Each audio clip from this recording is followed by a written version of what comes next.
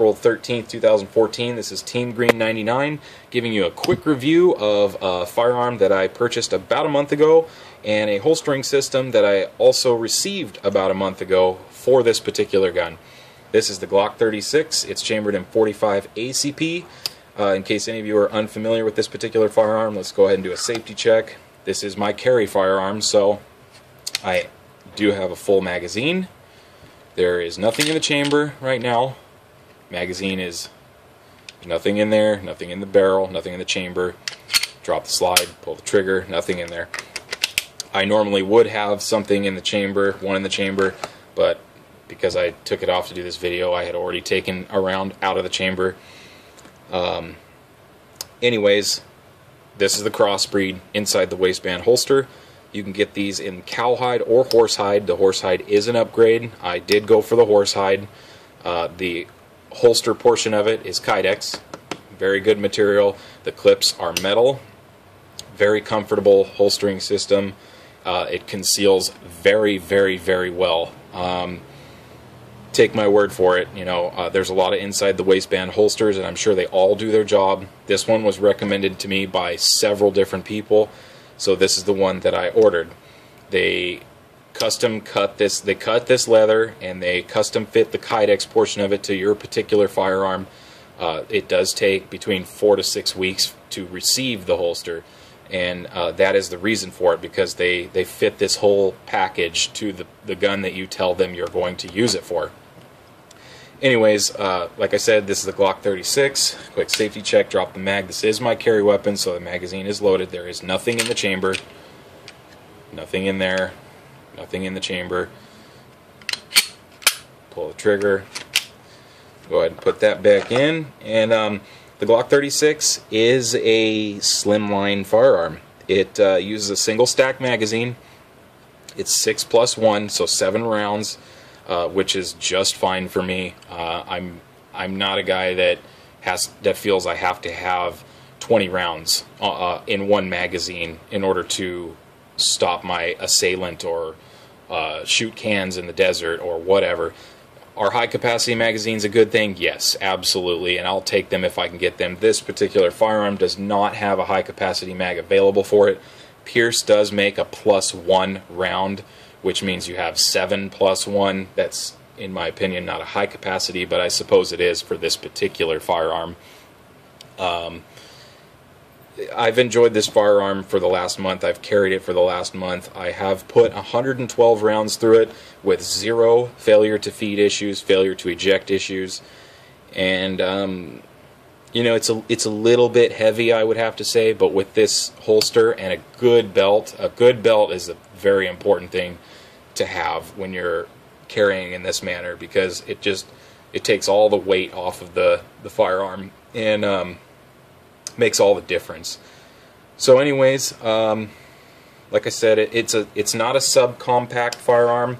It's a compact, not a subcompact. It is not very large at all. This is my Benchmade. It has a 3-inch blade. It's about the same length. The overall length from end of the barrel to the back of the slide is 6 3/4 of an inch, which in my opinion is not a large firearm at all. To me it looks a lot bigger than it is, and it looks a lot bigger than it feels. It's just a great firearm. I personally this is the first Glock that I've ever owned. I've never owned one before because I'm just not a fan of their grips. In the double stack configuration, the grip has a large diameter due to this little hump on the back, the lower portion of the back strap, and it's just too big for me. I'm 6'1", 205 pounds, guys, so I don't have small hands, but I don't have large hands, and I think that most Glocks are more suited for people with larger hands, or at least it's easier for them to control and get a hold of these firearms, especially obviously if they're chambered in larger rounds like 40 and even 45, you know, 10 millimeter, what have you, if you have larger hands. But anyways, like I said, overall it's a great firearm. I haven't done anything to this one yet. I do plan on putting some night sights on it. I'd like to try putting the plug in the end of the back strap here to kind of just give a little something extra. And I may put a lighter trigger on this. I believe it comes from the factory with a 5.5 pound trigger, which it's fine. It's great. It breaks very easily, very smoothly, and it's at a consistent point that's very easy to get used to. I have no complaints with this firearm. It's serving its purpose, and it's doing it very well. It's very accurate. You know, there's not a lot to say.